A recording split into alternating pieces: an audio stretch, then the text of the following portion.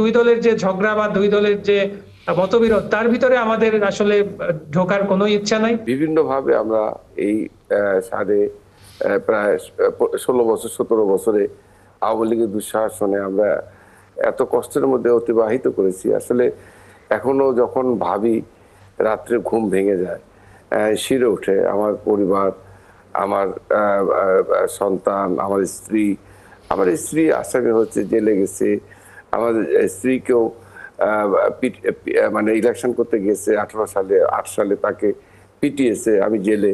সেখান থেকে জেনেছি বা পরে তাদের যে সবগুলো আমরা শুনেছি। এখন বিষয়টা দাঁড়িয়েছে এই জায়গা থেকে তো আমরা মুক্ত।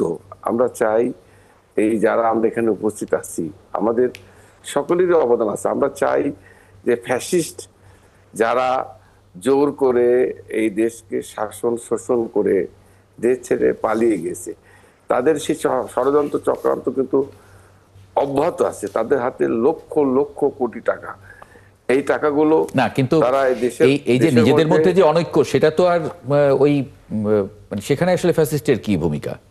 না না, তাদের তো যে ভূমিকা থাকে, আমরা এই সুযোগটা দিতে চাই না। আমি এটাই বলতে চাচ্ছি যে আমাদের ভুলের কারণে তারা যেন কোনোভাবেই এই ষড়যন্ত্র চক্রান্ত করে যে নির্বাচন যে ফেব্রুয়ারি মাসে অনুষ্ঠিত হতে যাচ্ছে, যে নির্বাচনের জন্য আমাদেরকে 24টা বছর আমাদেরকে অপেক্ষা করতে হয়েছে, বা আমাদেরকে এই প্রায় 18টা বছর অপেক্ষা করতে হয়েছে। আমরা চাই যে মানুষের যে সেটা সেই চাওয়া তো আসলে আপনাদের নিজেদের মধ্যেই এটা ঠিক করতে হবে।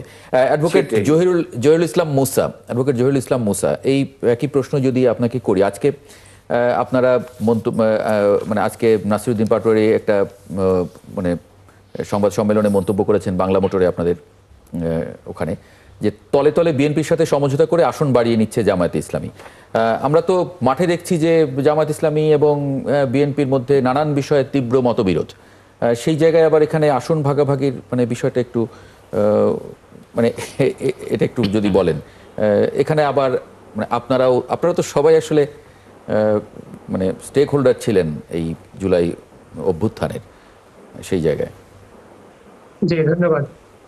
আপনারা দেখবেন যে জুলাই অভ্যুত্থানে বা তারও আগে সবাই স্টেক হোল্ডার ছিল, সবারই এখানে অবদান রয়েছে। দুলুভাই যেভাবে বললেন যে তার নিজের এবং তার পরিবারেরও দীর্ঘ নিপীড়িত হওয়ার ইতিহাস রয়েছে। তো আমরা কিন্তু সেই জায়গা থেকেই একটি নতুন বাংলাদেশ, এমন একটি বাংলাদেশ গড়তে চেয়েছিলাম যে বাংলাদেশে আসলে কোনো শাসকের পক্ষেই, সেটা দুলুভাই ক্ষমতায় আসুক, শাহরিয়ার ভাই ক্ষমতায় আসুক বা মুসা ভাই ক্ষমতায় আসুক, যেই ক্ষমতায় আসুক, তার পক্ষে আর ওইভাবে ক্ষমতা প্রয়োগ করা, অপপ্রয়োগ করা সম্ভব হবে না। আমরা কিন্তু সেরকমই একটা ক্ষমতা কাঠামো চাই।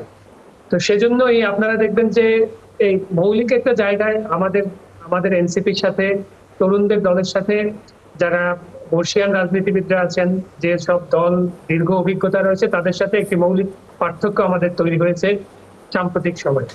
আপনি দেখবেন যে এই জুলাই সনদের জন্য সবচেয়ে বেশি ভোকাল ছিলাম আমরাই কিন্তু আলোচনার টেবিলে প্রসঙ্গগুলো তুলেছি, এবং অন্যান্য রাজনৈতিক দলও সেখানে অংশগ্রহণ করেছে, বিতর্ক হয়েছে, আলোচনা হয়েছে। তারপরে সবাই মিলে তারা কিন্তু ঐক্যমত হয়েছে। ঐক্যমত হওয়ার পরে দেখেন, আমরা কিন্তু এনসিপি একমাত্র রাজনৈতিক দল, তারা কিন্তু আমরা নীতিগত কারণে প্রকাশ্যে জানিয়ে দিয়ে যে সেই সনদ অনুষ্ঠানে কিন্তু আমরা স্বাক্ষর করতে যাইনি। কিন্তু আজকে আমাদের যে সমালোচকদের যে দুইটা দল, বিএনপি বা জামাতে ইসলামী, তারা কিন্তু সেখানে খুবই খুশি মনে সেই সনদ অনুষ্ঠানে স্বাক্ষর করেছেন, এবং তারা সনদ নিয়ে এনসিপি কে ব্যঙ্গ করেছেন। যে আপনারা কি তাহলে মানে এই প্রশ্নটা কি করা যায় যে আপনারা আগে থেকে জানতেন যে এরকম একটা পরিস্থিতি হতে যাচ্ছে, যে যেটা পরবর্তীতে জামাত ইসলামী এবং বিএনপি যে কারণে তারা দুজনই নাখোশ?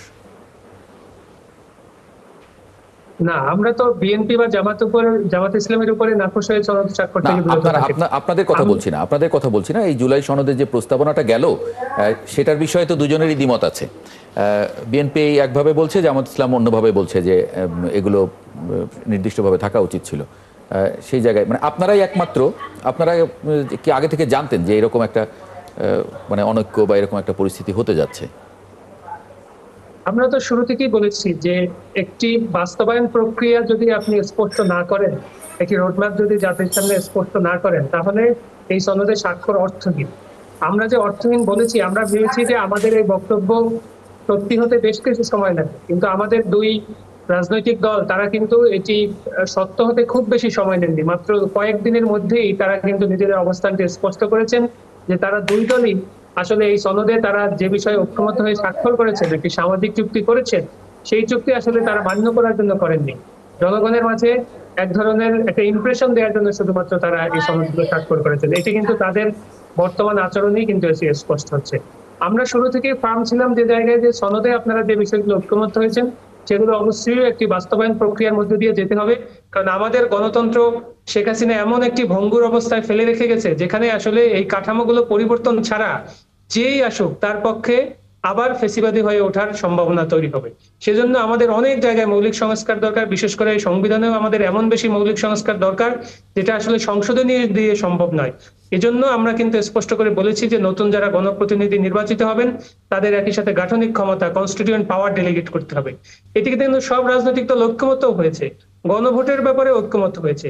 এখন দেখেন, যারা স্বাক্ষর করে আসলো শুধুমাত্র তারাই এখন এই বিষয়টা নিয়ে খুব বেশি মতৈক্য এখন আর তাদের মধ্যে দেখা যাচ্ছে না, একে অপরকে দোষারোপ করছেন এবং এমনকি ঐক্যমত্য কমিশনকেও দোষারোপ করছেন।